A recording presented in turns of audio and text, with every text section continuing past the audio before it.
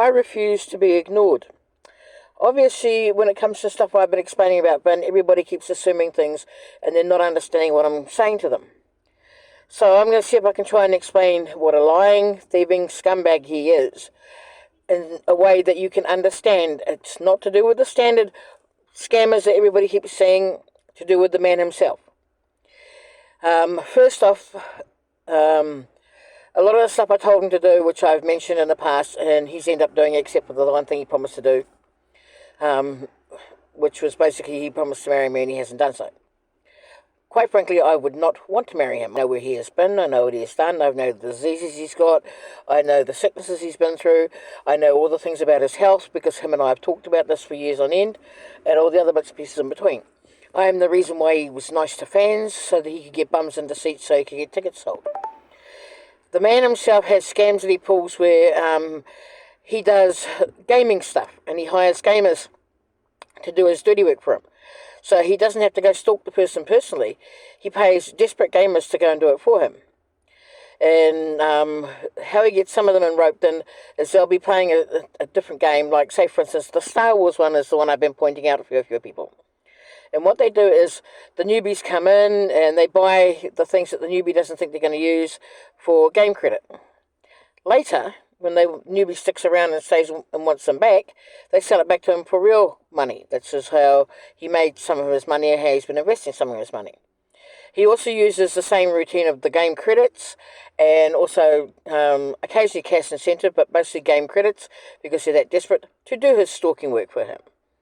In the case of the lackeys that I talk about, one lot that he used were a bunch of Arabs in New Zealand that he talked into doing this stuff for him, doing the same routine, because they were little gamers and they were into what they wanted. And they actually went off of their own accord and started doing stuff that they wanted to do because they found that they liked stalking me. They would break into my house, they would steal my stuff, they would stalk me and follow me, they'd interfere with my motor vehicles and stuff. I told the police ignored me completely, utterly and totally.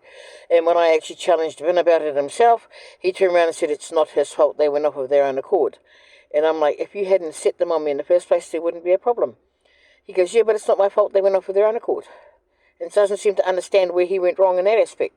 A number of the things he does, he doesn't understand where he's gone wrong, because it's not his way of thinking. He is a narcissist. He is also a little control freak when he's not having his anxiety attacks. And as for the so-called romantic scams that everybody seems to think it is, I've dealt with the Nigerians and the crap that they do, and it's nothing to do with any of that. It started off as a friendship that expanded on more and more and more, and no money was involved between the two of us, just different ideas, discussing things, normal chit-chat, and what a normal friendship would be like. It's only the fact that I found out he was lying to me that I started challenging on things. And he kept lying to me, and he kept hiring people to stalk me.